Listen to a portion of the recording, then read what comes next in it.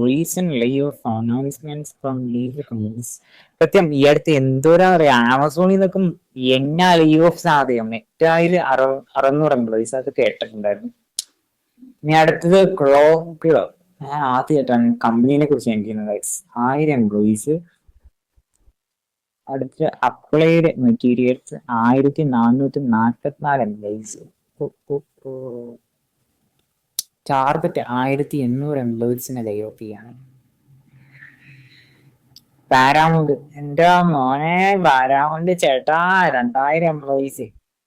Paramount നമ്മുടെ പാരാമൗണ്ടിന്റെ കാര്യം പറഞ്ഞപ്പോഴാണ് പാരാമൗണ്ട് ഇപ്പം പിന്നെ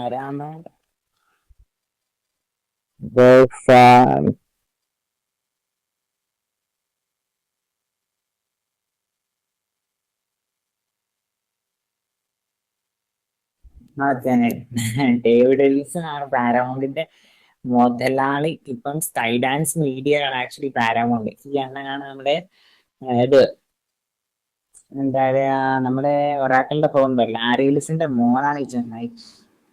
അതായത് വേൾഡ് സെക്കൻഡ് ബില്യണിയറിന്റെ മകൻ. ആ പുള്ളിനെയാണ് ഇപ്പം പാരാമൗണ്ടും അതേപോലെ സ്കൈ ഡാൻസും. ഇപ്പൊ രണ്ടും കൂടെ ഒരു കമ്പനി ആയിട്ടുണ്ട് ഗൈസ്. പാരാമൗണ്ട് സ്കൈ ഡാൻസും കൂടെ അങ്ങനെ കമ്മ്യൂണിക്കണം. സെയിൽസ് ഫോഴ്സ് കേട്ടില്ല, 4000 എംപ്ലോയീസിന്. PwC 5600 എംപ്ലോയീസിന്. മൈക്രോസോഫ്റ്റ് 7000 ആൾക്കാര്. നോവോനോബിക് 9000 ആൾക്കാരെ. ഫോർഡ് ഇന്റെ മോനെ 11,000 എംപ്ലോയീസിന്. ആക്സെഞ്ചർ 11,000. ആക്സെഞ്ചറിന്റെ കേട്ട കേള് പോയി ആണ് കിട്ടുക. Nestle 16,000 guys. നെസ്ലെ. പിന്നെ ഇന്ത്യയില് 24,000 എംപ്ലോയീസ്.